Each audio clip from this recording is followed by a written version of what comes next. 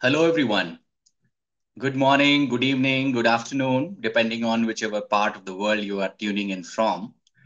I am Nishant, and on behalf of the American India Foundation, I would like to warmly welcome you to this literary discussion on one of the most fascinating topics, I think, in today's geopolitics, the India China relations. The importance of India China relations and the situation of the Himalayan region that these two ancient civilizations share is not just relevant to these two nations themselves, but it has international implications and importance. Last year, the unfortunate military skirmishes at the disputed borders attracted international attention to this issue. It had been more than 40 years since guns were fired between the two sides. In this context, it becomes important that we look back and understand the early years of this relationship, especially the period when these two ancient cultures entered the second half of the 20th century, and each was creating a new nation state, one a liberal democracy and the other a Marxist Leninist state. A better understanding of those early years from 1949 to 1962 is vital to our understanding of the India China relationship as they form today's reality, and also to how these two nations move forward. I'm so excited to be hosting a conversation on this topic between two very well known experts, two very accomplished, immensely respected, and widely celebrated diplomats in the US India corridor, Ambassador Nirupama Rao and Ambassador Frank Wisner. Ambassador Rao has written a book called The Fractured Himalaya that very timely delves into some of these issues.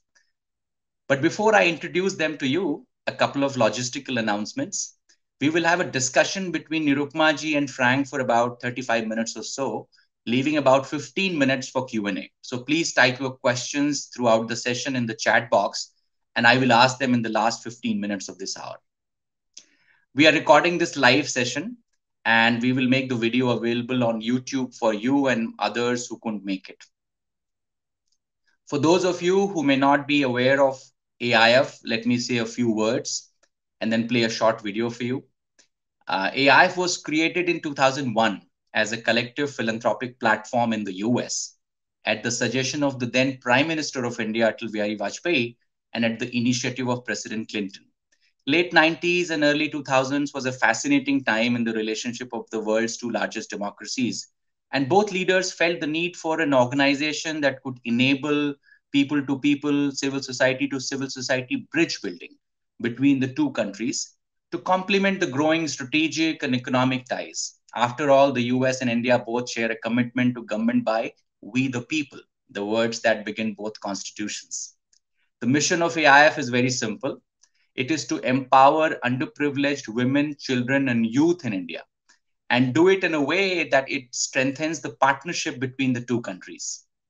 We believe that poverty is multidimensional, and therefore we work on health, education, and livelihoods, the three most basic, most essential, and most urgent needs of vulnerable communities in India. We also respond to humanitarian emergencies.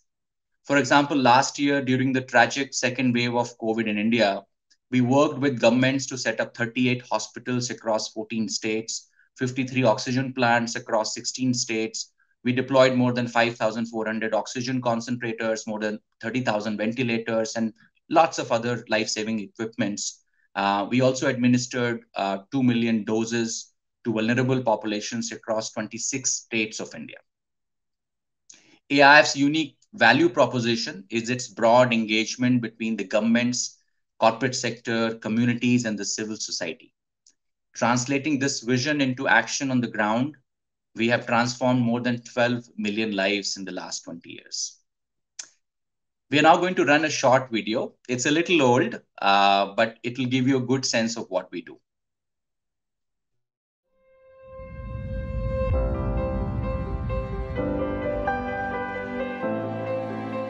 In the history of humanity, we have never had so many resources, connectivity, and know-how. If these resources are channeled properly through collective and credible platforms like AIF, we have an unprecedented opportunity to create a sustainable and long-term impact in the lives of ordinary people, nations, and the global community at large. It's not what you say, or how you say it. It's about what you do. Philanthropy isn't for a select group of people.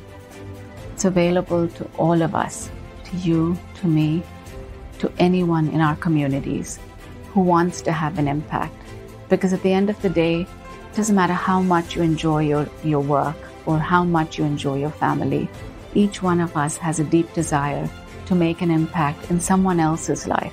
We're building a bridge between the most powerful democracy in the US and the largest democracy in India.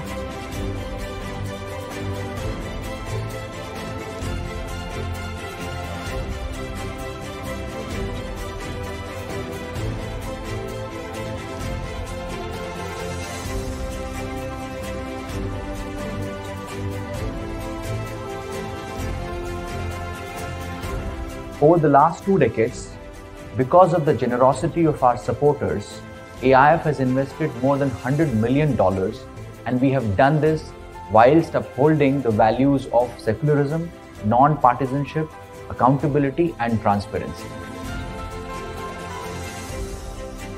Given India's demographics, it is important for the global community to invest in development of India's human capital.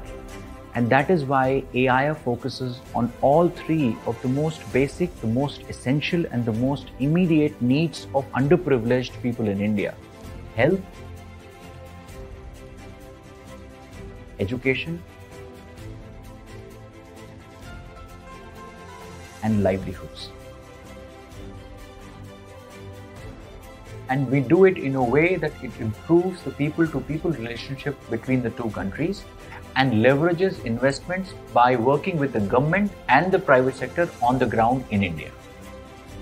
Designed upon the principles of trust, transparency, and partnership, AIF has brought together whole communities together in the quest for improving the society.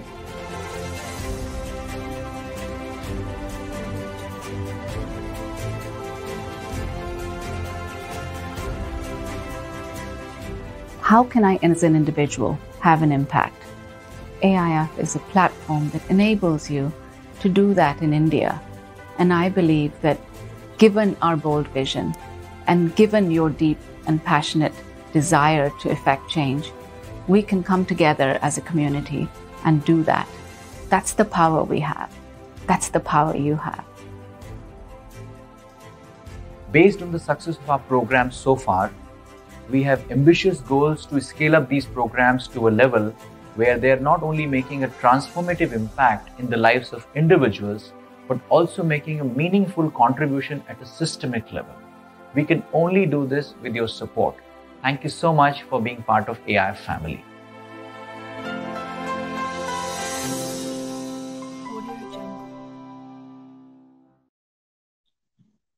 Okay, so without further ado, let me now introduce Ambassador Rao and Ambassador Wisner. Nirupama ji is a former Indian Foreign Service officer who retired as a Foreign Secretary to the Government of India. She was also India's first woman ambassador to Sri Lanka, China, and the US. My first memory of her as a diplomat was when she was the spokesperson for the Ministry of External Affairs, and in 2002, during the India-Pakistan tensions in the aftermath of the terrorist attack on the Indian Parliament, a journalist asked her what she thought of the test firing of a series of missiles by Pakistan. She said, with a lot of swag and attitude, she said, "We are not impressed." I used to live in JNK at that time, so I remember this very vividly. She's also been a fellow at Brown and at Columbia. In addition to her fellowships, Nirupama ji has also received many awards for her contributions to the role of women in public service. Her dedication to international policies and affairs brought her to being a board member of numerous organizations, such as the Indian Council for Research in International Economic Relations, US-India Business Council, the World Refugee and Migration Council, and of course, my favorite of all, Nirupama ji currently serves as the chair of the AIF India Trustee Board. She's also the founder trustee of the South Asian Symphony Foundation. Ambassador Frank Wisner is currently an international affairs advisor at Square Patton Box, a global law firm. Prior to his current position, Frank served as the US ambassador to India, the Philippines, Egypt, Zambia, His diplomatic career spans 4 decades at the State Department, where he held several positions, including Undersecretary of Defense for Policy and Undersecretary for International Security Affairs. He has been a board member at the Square Patent Box Foundation, Business Council for International Understanding, US India Business Council, the American Tunisian Enterprise Fund, and many more. And then once again, my favorite of all, Frank currently serves as the co-chair of AIF's Global Council of Advisors. So with that, I hand over to Ambassador Wisner. Nishant, Nirupama, good morning, good afternoon to all of you, and it's a real pleasure and honor to be able to be part of what will be a very exciting program. Let me open with just a couple of observations to help set the stage. For I think we all know we live in extraordinarily dangerous and important times, and very few of us would disagree that the world today faces a rise in great power competition. One of the older of these competitive situations, more deeply rooted and bitter, is India's conflict with China in the Himalayas, a disagreement which first came to fore almost coincidentally with India's independence and led to a war in 1962. Tensions have never abated. In 2020, as Nishant noted, India and China clashed again, leaving 20 Indians dead. Today, both sides stand in high alert. The conflict is not abated nor moderated, even though there have been many, many attempts to bring the sides together, including recent talks at the foreign minister level. They have been unable to seek or find a resolution, and they're unlikely to do so. The effect of the conflict has had wide-ranging effects on the global scale. Most immediately in the region, it's had 3 effects. First, it is the origin. The conflict is the origin of India's strategic understanding with Russia, which lay in the fact that Nikita Khrushchev refused to fully back China in the 1960 confrontation, and then began an arms supply relationship. It's played out today. Look at India's ties to Russia during the Ukraine crisis. And then second, there is China's own relationship, very deep, with Pakistan, which came about as a direct result of the border conflict. Finally, third, while it has had its ups and downs and fits and starts, the deepened relationship between the United States and India has its real political origins in this crisis and is led today to an unprecedented relationship, as well as India's role in the Quad.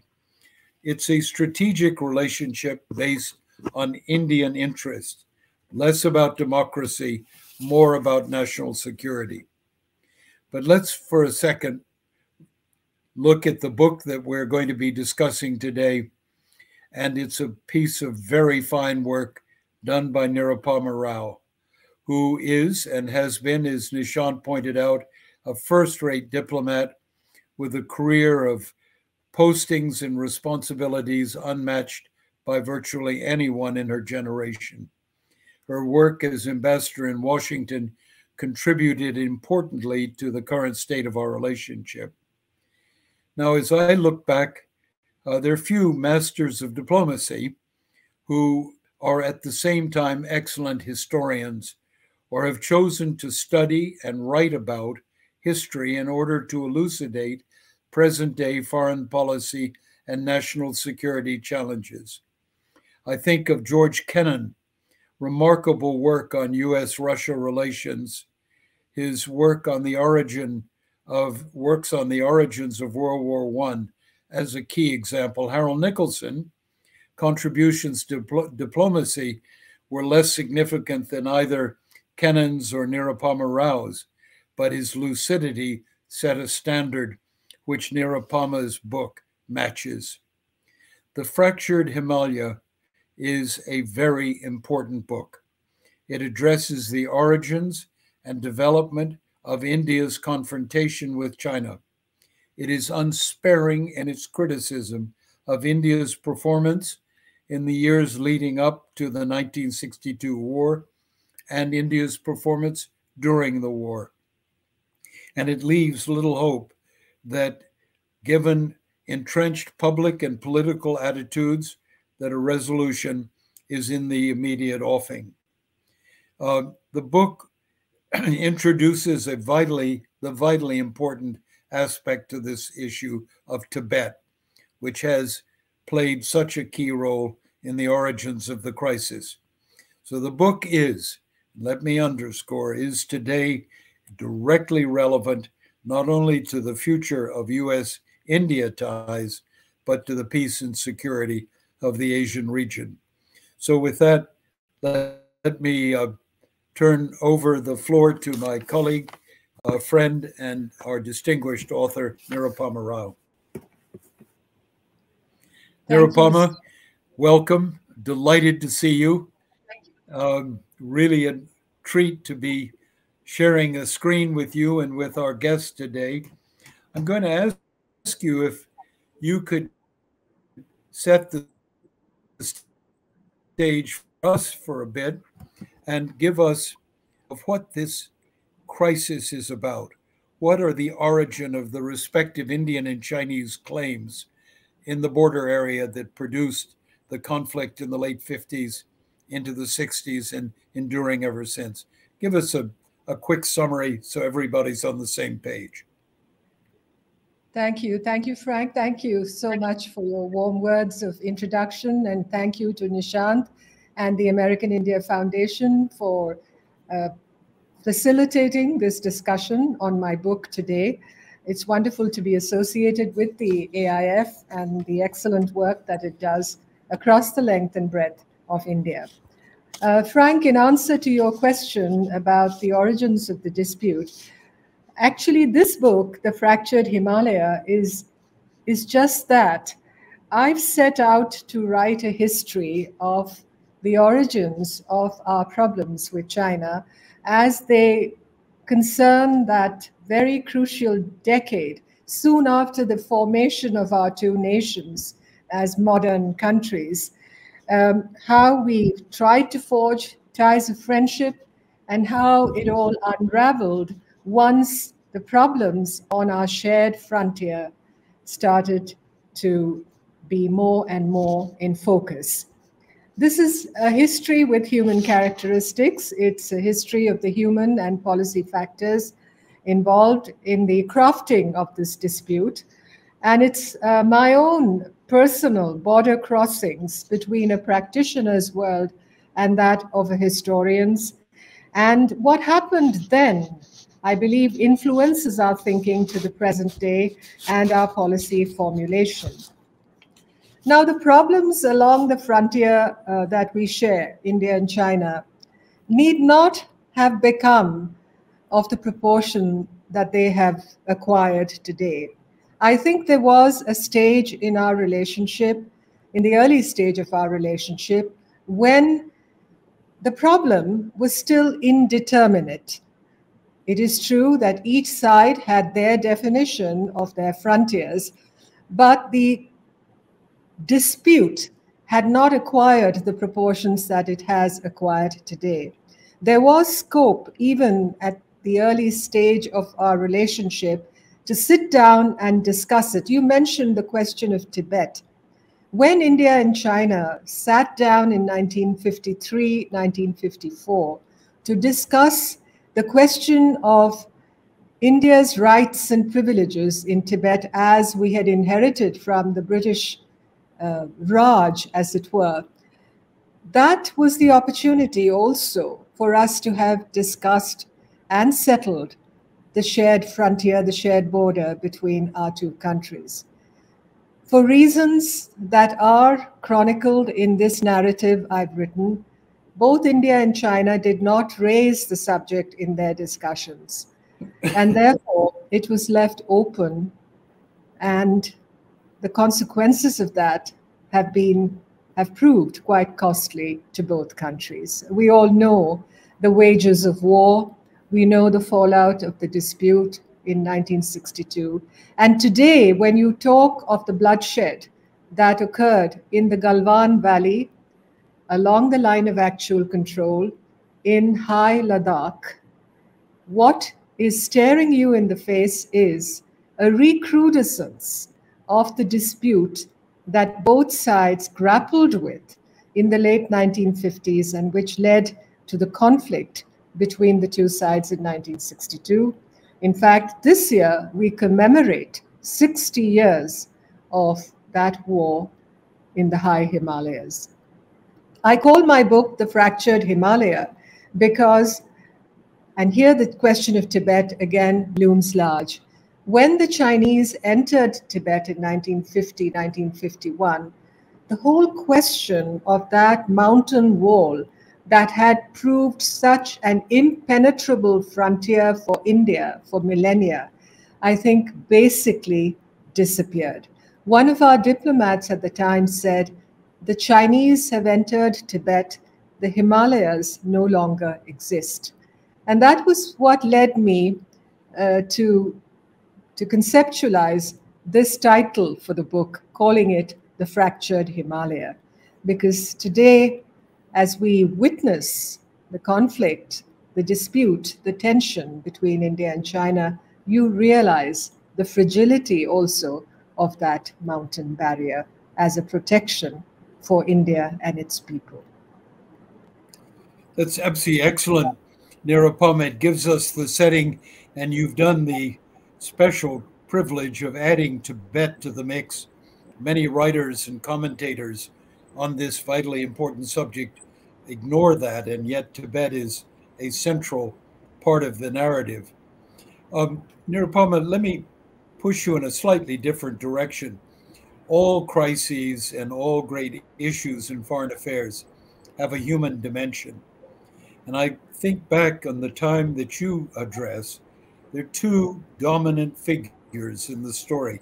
On the Chinese side, there's Zhou Enlai, and on the Indian side, Prime Minister Nehru. I wonder if you could pause for a moment, address those two people. What was their perspective? How did they see the crisis, and how did their views evolve that brought us to the tragic phase of war in 62 and the deadlock since? Well, my story is also a story of our first Prime Minister, Jawaharlal Nehru.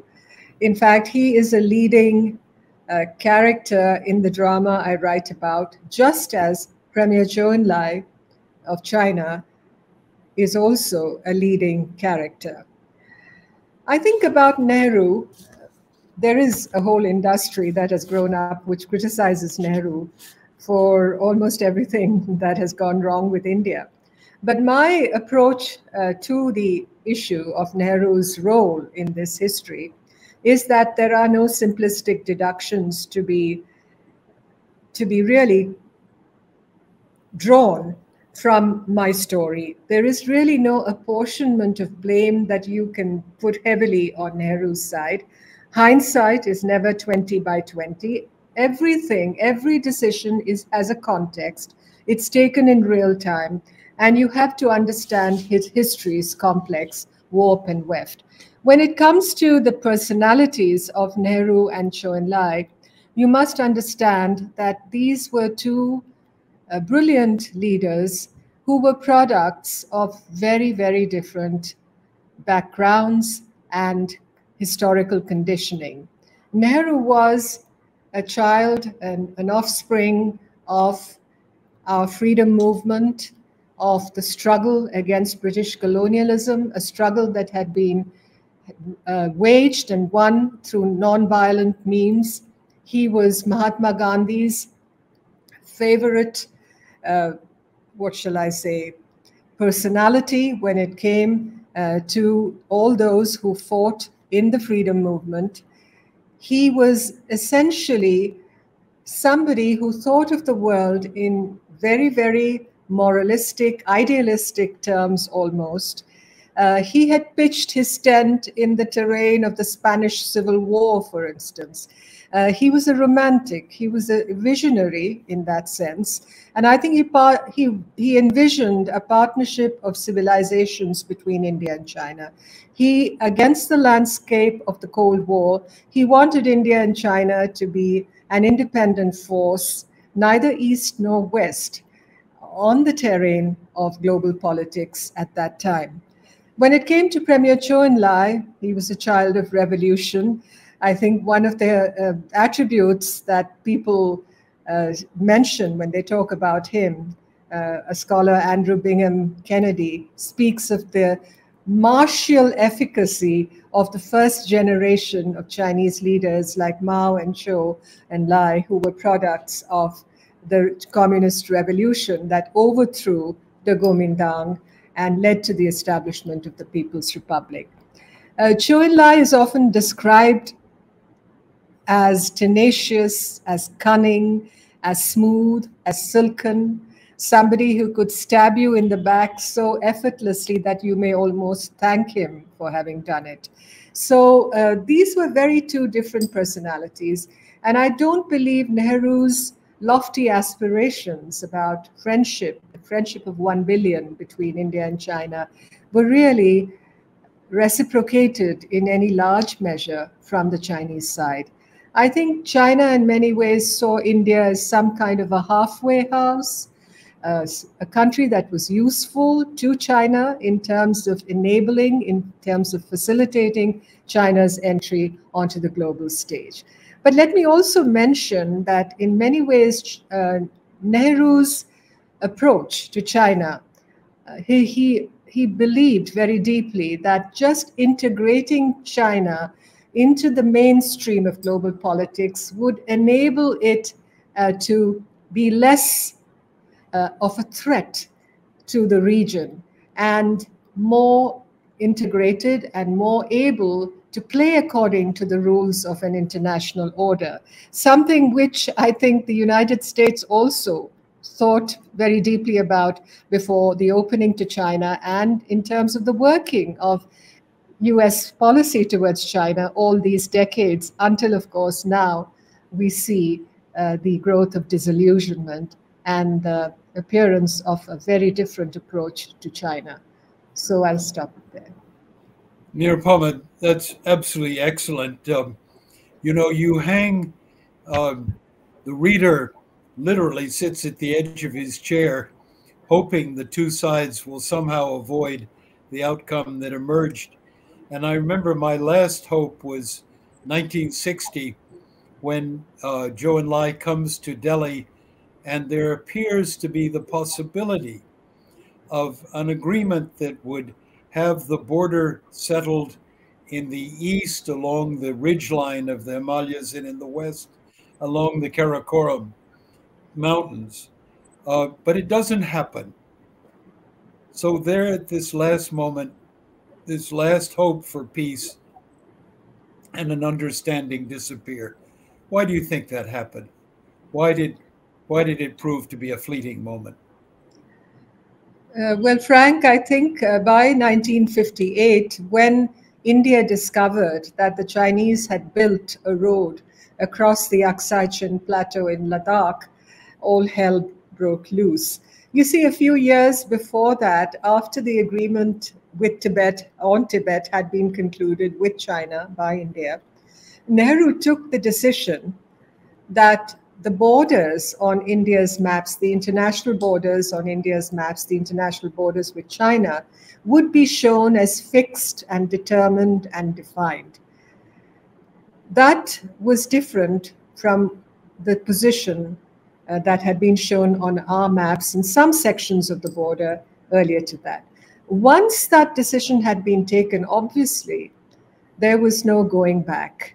And in a sense, I think the doors on negotiating a boundary settlement by mutual agreement between India and China had essentially been closed.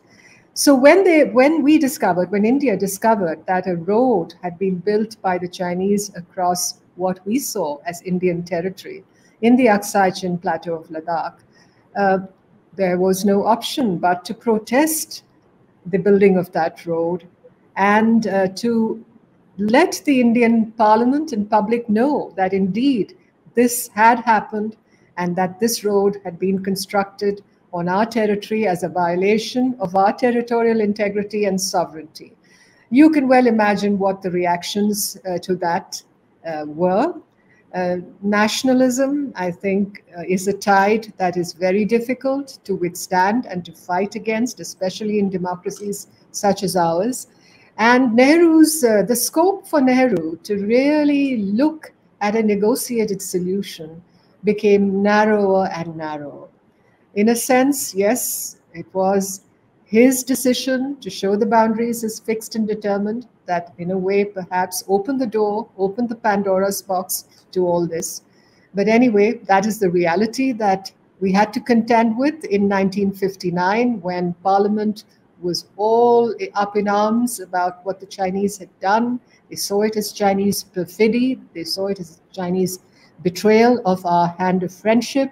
And to top it all, the revolt in Tibet had acquired dimensions so serious that His Holiness the Dalai Lama had to flee Lhasa and to seek refuge in India, which of course riled the Chinese no end. So that is the landscape, that is the background against which the visit by Premier Zhou Enlai to India in April of 1960 took place. It is true, one must concede, that the Chinese came to Delhi with the offer of a package to seek negotiations. I'm not saying a settlement, but to seek negotiations with India on a settlement of the border. You see, they had begun to settle their borders with Burma, with Nepal. They had not yet opened discussions with Pakistan, but they had reached an understanding with Afghanistan. So they were looking at these border settlements. Obviously, they were worried about the situation in Tibet. There was enough internal turmoil within China. You remember the Great Leap Forward, the famine that ensued. So China had its load of problems to deal with. And in April 1960, that was a small opening of a window of a possibility for a settlement. But India at that time was in no mood, in no position to accept or to acquiesce or to negotiate the parameters or the outlines of a settlement with China. So that opportunity was really lost. We could perhaps have reached an understanding at that time. It was not that Nehru was against a negotiated settlement. I think deep down inside he understood the indeterminate nature of the border in certain sections. But we had essentially also, I think by that time, in a sense, sealed our approach to where the border should lie and thereby restricted the possibilities of a settlement. Thank you. I wanted you to say what you've just said to show how deeply complex sorting it out 60 years later is. With that as the background, the two sides have really adopted positions that are virtually unyielding. But your book goes on to be quite unsparing in the performance, particularly on the Indian side. And I wondered if I could get you to reflect for a moment on what went wrong.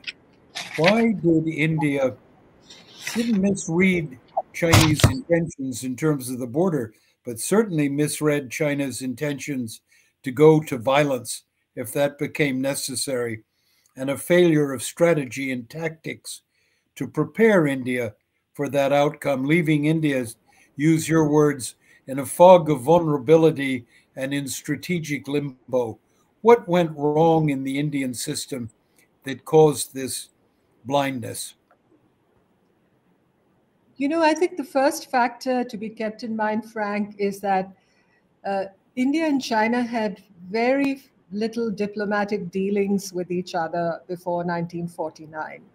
And secondly, this was a period of national consolidation on each side, including a consolidation of frontiers. In the case of India, the consolidation of frontiers involved the extension of administration right up to the border, as we saw it with China, in what is today Arunachal Pradesh, and what is famously or perhaps if you were Chinese, you would say infamously regarded as the McMahon line, the line that was essentially agreed upon between the British Indian government and the Tibetan government at the Simla Conference of 1914, over 100 years ago. I think the problem arose because the British, having signed that agreement, essentially slept over it. They did not extend administration in those tribal areas right up to the frontier. They had been able to define militarily and politically the most defensible boundary for India along the high Himalayas, along the water parting, the best frontier that one could have. But they neglected extending administration right up to the border once that agreement was concluded. And therefore, India, I think, was dealt quite a difficult deck of cards at the time of independence. It was left to you to consolidate your presence up until the international border, as you saw it. And in the case of Ladakh, in the case of the Aksai Chin Plateau, I think the strategic error, if you may call it, that was made was to draw a line, a boundary line that extended far east of the Aksai Chin Plateau, showing it within India, but not extending your presence or not patrolling it frequently enough in order to understand and to be vigilant about any Chinese ingress. So we took the right steps in the east, but I think in the west, we did not do what we should have if we were going to enforce our claims. So the other error I think that we made was that there was no territorial dispute or controversy with China. We believe that China's silence in the initial years on border issues as meaning their consent to the border as seen by India. And as you know, as we all know as diplomats, that guesswork doesn't make for good diplomacy. And I think the Chinese were aware of what we were thinking. They were biding their time. You remember Chou En-lai's famous line that only issues that were ripe for settlement would be discussed. And when the issue was ripe for settlement, as China saw it, they began to raise the issue with us from 1959 onwards. So that's where I think the essential mistakes were made. And then also the reading of some of our diplomats like Ambassador K.M. Panikkar, whose advice Nehru depended upon greatly. Nehru was somebody, he was no Bismarck, no Kissinger. He was, more, I think, I compare him to Isaiah Berlin's fox, knowing many things, but being master of none. Perhaps deciding too much by inspiration, as we diplomats know, cannot bring very happy consequences. Absolutely. Nirupama, but there are, for a quick comment, other issues. The military didn't position itself with the anticipation of a war. The intelligence services didn't measure the rise of Chinese preparations for war. What went wrong on those two fronts? Well, I think there were errors in the strategic direction of war once the campaign began in 1962.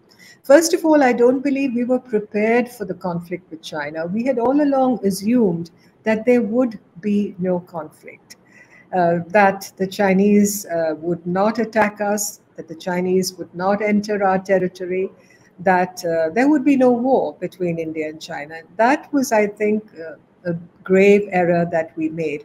And therefore, we were essentially unprepared for that war. Very different from the situation today when, the Indian economy is a frontline economy in the world. Our military strength is so much more visible, so much more pronounced, so much more tangible. And India is standing in the world. I mean, our success as an economy in terms of the talent of our people, the talent of our diaspora, the endurance, the stability of our democracy, all that has gone up significantly in the world. But you're talking 60 years ago of a world driven into two camps by the Cold War. You're talking of the Cuban Missile Crisis that deviated attention from what was happening in the high Himalaya. Even the Soviet Union at that time withheld help to India until the missile crisis was resolved.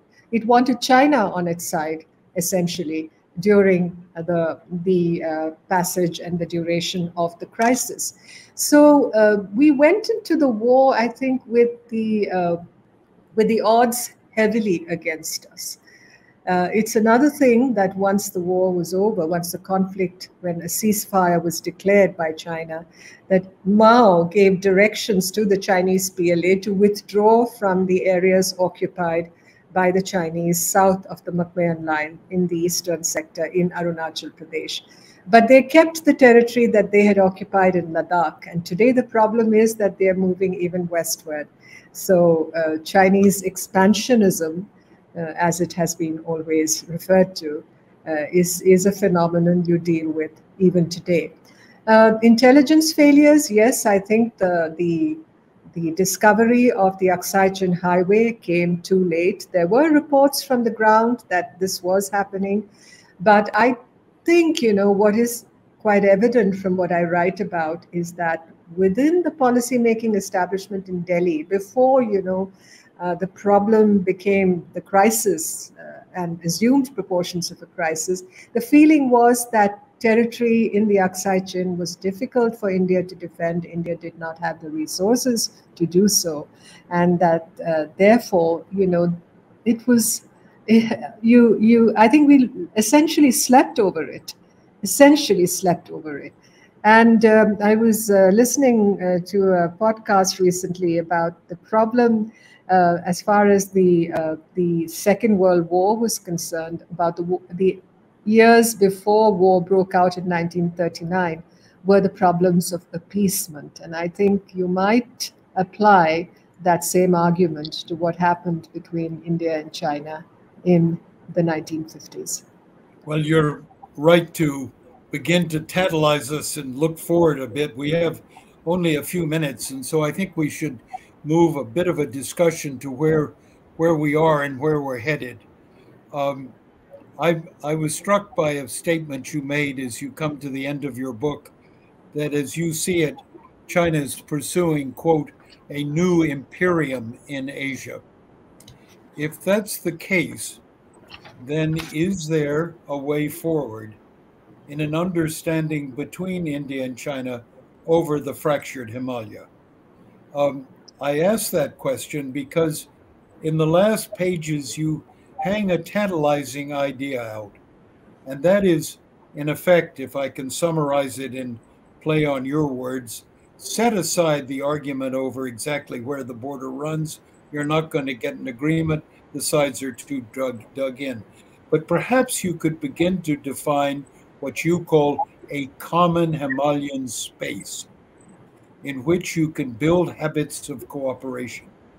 That, against what China's ambitions are, is that a realistic possibility? If it is, spell it out a bit for us. I think the building of a common Himalayan space is the ideal solution, because the whole story of our borderlands has been forgotten. Borders, frontiers are meant to be contact zones. And we often forget that borderlands really are about people, about ethnic groups, about languages that are shared, religions that are shared, histories that are shared, and climate contours that are shared, water resources that are shared. And essentially, we need a Himalayan consensus if peace is to be there in our region. But that is an ideal, because as I see it today, China has shut the back door, the Tibet's back door, the door that essentially provided access to India and was this kind of contact zone, this enabling zone that permitted people in the border lands to deal with each other, to trade with each other. That trade and cultural osmosis that defined the geography of the area has been lost to us. Today, I think, I'm sorry to say this, but the overarching compass of our relationship with China points to a very complicated future. We really have essentially armed coexistence with China mutual suspicion, mutual alienation. The fragility of our relationship with China is constantly exposed. It points to persistent rivalries, memories of past conflict, hostile public opinion, and low levels of political equilibrium in seeking creative and peaceful solutions to the border dispute. And unfortunately, this is the position in which we are at the moment. It's easy to play winners and losers as far as 1962 is concerned. After 6 decades, the dust has settled better. But today we are dealing with a China that has set famine, that has set revolution behind it, that is truly powerful, that is truly influential in the world. But I think what my history endeavors to explain is that this brief conflict was avoidable. And the lesson to be learned is that both our countries need to display the maturity and the good sense to ensure that the experience is never repeated. And a solution ultimately will have to be driven by concessions to be made by both sides. And this cannot be a simple exercise of academic modeling that we do, on a computer screen. These will involve decisions to be made at the very highest political level in both countries. The underlying logic, and I return to that point you made about Himalayan borders, the underlying logic being that peaceful borders are best for all. Nirupama, we have 1 minute until we open the chat to our many interested observers, and I'm going to use it. One of the great differences today is that India has developed both a stronger international reputation and uses diplomacy to buttress its position, but it's also developed a relationship with the United States that did not exist to the same degree in 1962. So look ahead for a moment. How does this relationship, particularly the one with the United States, play into a way through this dilemma with China? How do you reestablish balance in the issue so a path to a settlement or at least a managed crisis can be found? I think, Frank, the relationship between India and the United States has become hugely important for both countries, and particularly so for India. Secondly, the tragedy in Galwan in Ladakh, I think, laid bare the nature of this problem that we have with China very, very starkly. And I think the gravitational pull that our relationship with democracies like the United States has exerted on India since then has been very clear for us to see.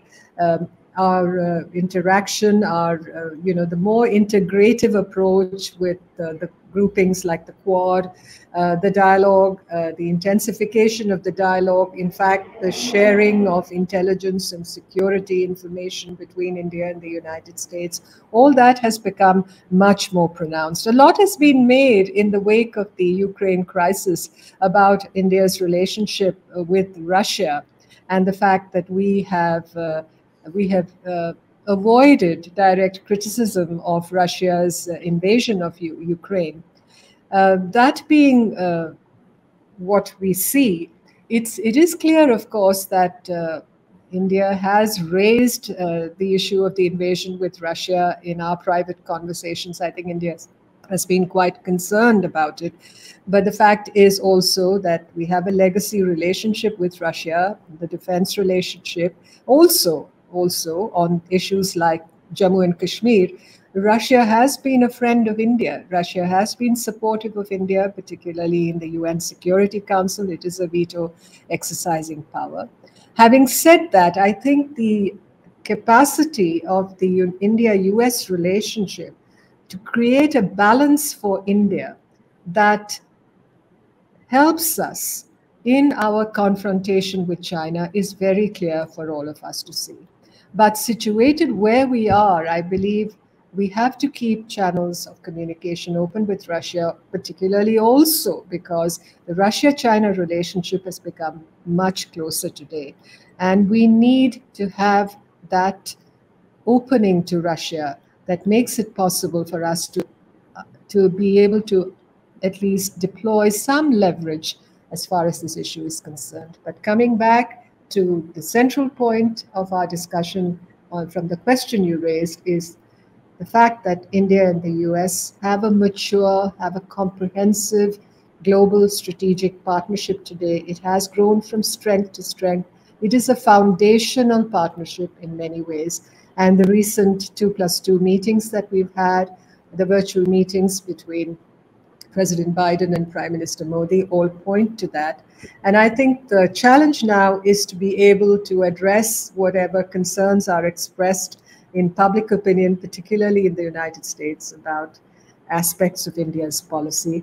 And that, of course, is what is the work that we have to pay attention to in what we do. Yes. Absolutely. Nirupama, superb. Let's invite Nishant back in, and I think he's curating some questions.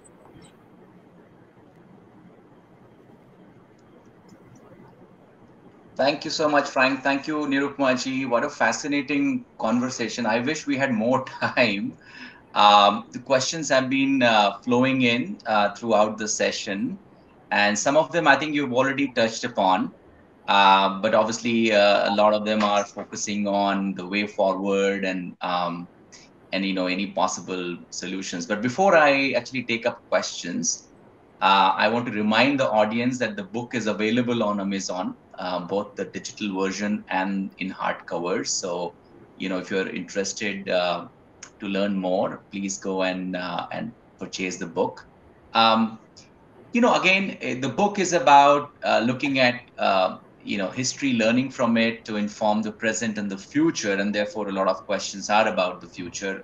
For example, Ritu says, generationally and civilizationally, we have been ingrained to think of India-China relations as being a zero-sum game, that is only one side can win. Is there a win-win possibility anywhere? Mugdha says, are there areas that India and China can collaborate on immediately in the kind of short term as kind of confidence building measures to address some of the trust issues that Nirupama ji, you were talking about? So I guess, both questions are to both of you. What do you think are some of the kind of short term immediate steps that both countries can take?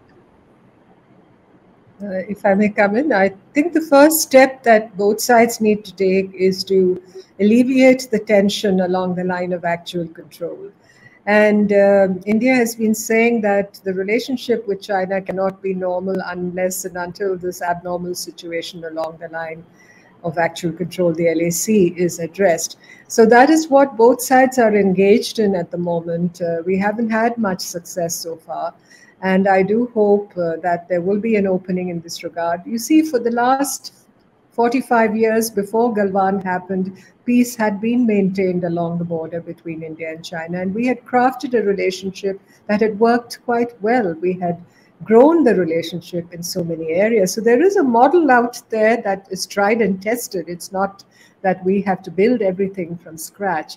But it's important to alleviate the tension along the line of actual control because it's near kinetic. There's every chance of military confrontation, and that doesn't work or bode well for either country. So that really is the first step. I'll add solely a slightly different perspective from the American point of view. I share fully Nirupama's assessment of the relationship, its strength, and the fact that it is so enormously tied up in our respective concerns about China, which leads me to conclude to continue to make a success of the relationship, to send that necessary stabilizing signal to China, we have to be very careful with each other. India is not an ally. We're not India's ally, but we have common interests. And we have to respect India's autonomy. India will go about pursuing policies that will not always be easy for us, but the strategic direction is similar. And that's what we have to maintain and be in touch with one another with the mechanisms available to us to send a clear and unmistakable signal to China that all of us stand together in expecting China to live by ordinary and sensible rules of international behavior. Right. There is a very interesting question from Alex. He says, might a fellowship program like the one AIF runs for has been running it for 20 years now, that has done a great job in advancing public democracy between India and the US. Can something like that be adopted for building India-China ties and understanding, which where we kind of invest in developing a constituency of people on both sides who are invested in the idea of a strong and positive and healthy India-China relationship? Well, everything is predicated on the restoration of a more normal situation along the line of actual control. You see, we lost 20 soldiers in Galwan, and everybody in India was extremely concerned about the fallout of Galwan. It essentially shattered the foundations of the relationship we'd built with China, as I said, for over 3 decades.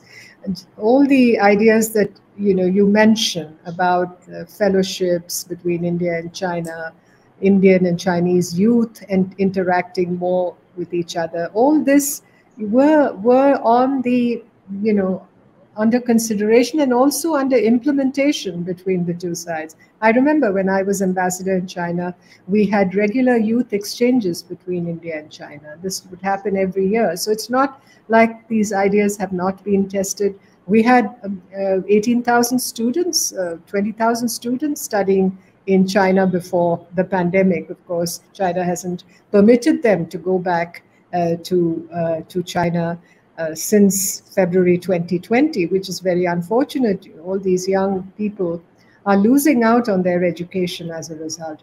So all this comes back to the central point I made. The restoration of normalcy in the relationship is really predicated on the restoration of normalcy along the line of actual control. Right. Your book, right on the cover, it says India, China, and Tibet. So Tibet is very much kind of one of the 3 pillars in the book, and there are questions, a couple of questions. So let me kind of summarize them. Ron Sommers, he says, what will happen after the passing of the 14th Dalai Lama? Do you worry China will use this event to move on East Tibet, claiming portions of Arunachal Pradesh as its own? If so, what would happen then? Would we experience a repeat of the 1962 conflict, but with more global ramifications? So that's one of them. And let me also read out the second one, which is from Yathendra Mamgain. He says, owing to concrete deadlock due to historical events across global political landscape centered around 2 large population hubs of India and China, with the past of Tibet sandwiched, do we assume that this cross-border tension tension will be a perpetual event for India and China, and that Tibet is now just part of history? Well, to answer Ron's question, the question of the succession of His Holiness the Dalai Lama certainly is a very important and crucial one.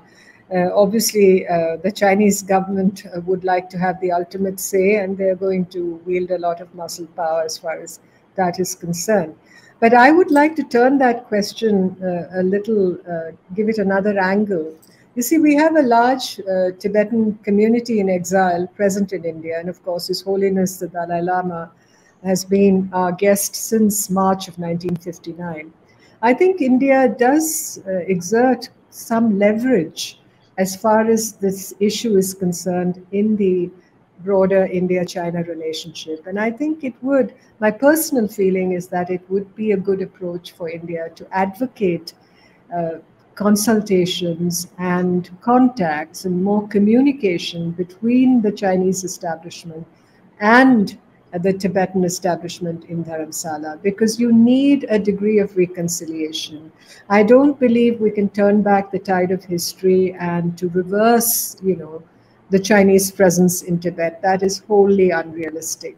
But we would like a situation where the culture, the religion, the spiritual heritage of Tibet is preserved, and connections, the old Himalayan connections, continue between Tibet and our Indian borderlands. You know, those contact zones, that history has been lost to us. And ultimately, I think that is really the best solution, to allow for some more soft borders between India and the Tibet region, to permit more trade, to permit pilgrimage ties, to permit trade, to permit tourism, to permit contacts between young people, and to have cooperation when it comes to climate issues, water issues, all the issues that affect our future, the future of billions of people in this region. War is certainly no solution. Right. There are so many questions, but unfortunately, we have run out of time. So thank you, everyone, for joining in. I hope you've enjoyed this enlightening discussion as much as I have. I want to thank my team members at AIF who worked hard to put this session together: Janine, Elena, Chia, Braden, Shreya, and many more. I want to once again thank Nirupama ji and Frank for taking time to come and share their wisdom on this very fascinating topic and somehow cluttered topic or complex topic with us. So thank you, everyone, for joining us. Have a great week and a great weekend. Thank you. Thank Thank you. you. Thank you. Bye-bye.